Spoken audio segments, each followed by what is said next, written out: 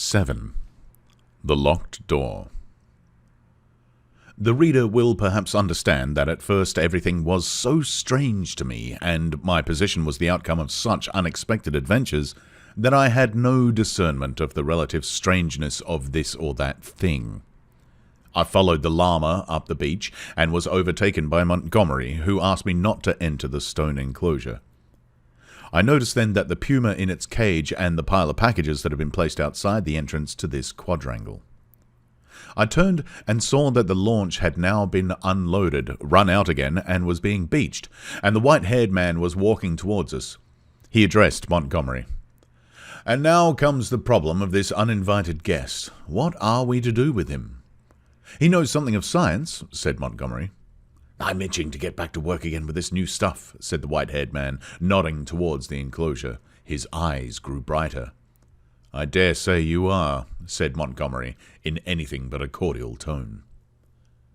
"We can't send him over there, and we can't spare the time to build him a new shanty, and we certainly can't take him into our confidence just yet."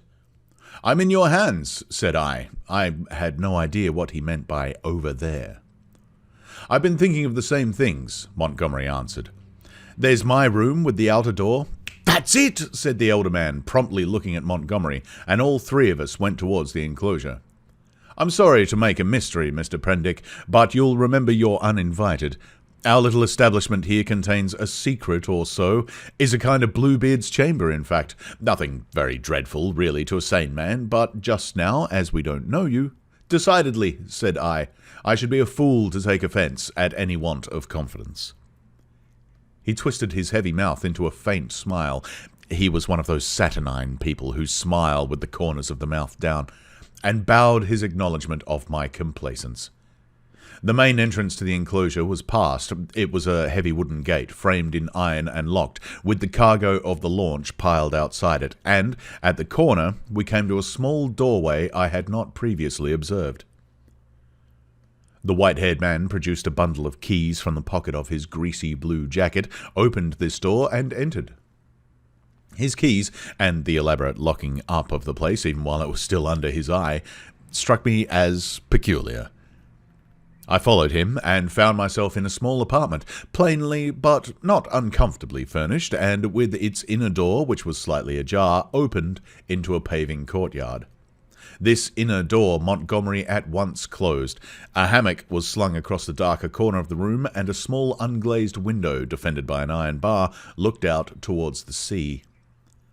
This, the white-haired man told me, was to be my apartment, and the inner door, which, for fear of accidents, he said, he would lock on the other side, was my limit inward. He called my attention to a convenient deck chair before the window, and to an array of old books, chiefly, I found, surgical works and editions of the Latin and Greek classics, languages I cannot read with any comfort, on a shelf near the hammock. He left the room by the outer door, as if to avoid opening the inner one again. "We usually have our meals in here," said Montgomery, and then, as if in doubt, went out after the other. "Moreau!" I heard him call, and for the moment I don't think I noticed. Then, as I handled the books on the shelf, it came up in consciousness. Where had I heard the name of Moreau before? I sat down before the window, took out the biscuits that still remained to me, and ate them with an excellent appetite. Moreau. Through the window, I saw one of those unaccountable men in white lugging a packing case along the beach. Presently the window frame hid him. Then I heard a key inserted and turned in the lock behind me. After a little while, I heard through the locked door the noise of stag-hounds that had now been brought up from the beach. They were not barking, but sniffing and growling in a curious fashion. I could hear the rapid patter of their feet, and Montgomery's voice soothing them. I was very much impressed by the elaborate secrecy of these two men regarding the contents of the place, and for some time I was thinking of that and of the uncountable familiarity of the name Moreau. But so odd is the human memory that I could not then recall that well-known name in its proper connection. From that my thoughts went to the indefinable queerness of the deformed man on the beach. I never saw such a gait, such odd motions as he pulled at the box. I recalled that none of these men had spoken to me, though most of them I had found looking at me at one time or another in a particularly furtive manner, quite unlike the frank stare of your unsophisticated savage. Indeed, they had all seemed remarkably taciturn, and when they did speak, endowed with very uncanny voices. What was wrong with them? Then I recalled the eyes of Montgomery's ungainly attendant. Just as I was thinking of him, he came in. He was now dressed in white, and carried a little tray with some coffee and boiled vegetables thereon. I could hardly repress a shuddering recoil as he came, bending amiably, and placed the tray before me on the table. Then astonishment paralyzed me. Under his stringy black locks I saw his ear. It jumped upon me suddenly close to my face. The man had pointed ears, covered with the fine brown fur. "Your breakfast, sir," he said. I stared at his face without attempting to answer him. He turned and went towards the door, regarding me oddly over his shoulder.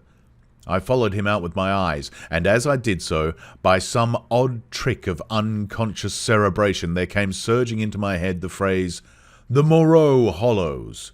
Was it? The Moreau... it sent my memory back 10 years. The Moreau Horrors!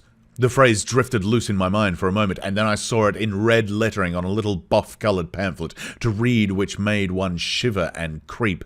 And then I remembered distinctly all about it. That long-forgotten pamphlet came back with a startling vividness to my mind. I had been a mere lad then, and Moreau was, I suppose, about 50, a prominent and masterful physiologist, well known in scientific circles for his extraordinary imagination and his brutal directness in discussion.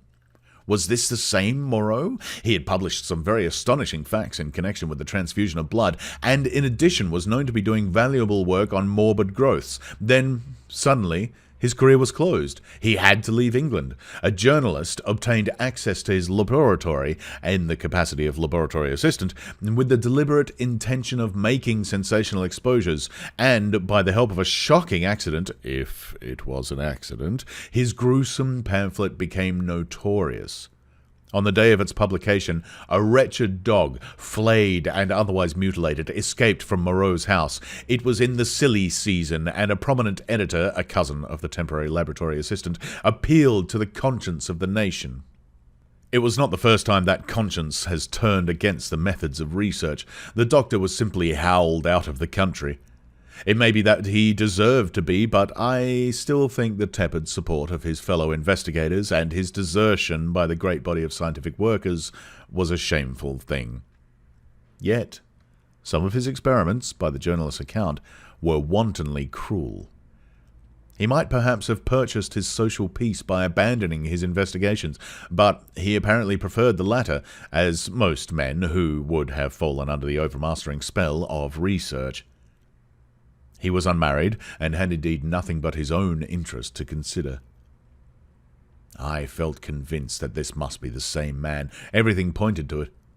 It dawned upon me to what end the puma and the other animals, which had now been brought with the other luggage into the enclosure behind the house, were destined. And a curious faint odour, the halitus of something familiar, an odour that had been in the background of my consciousness hitherto, suddenly came forward, into the forefront of my thoughts.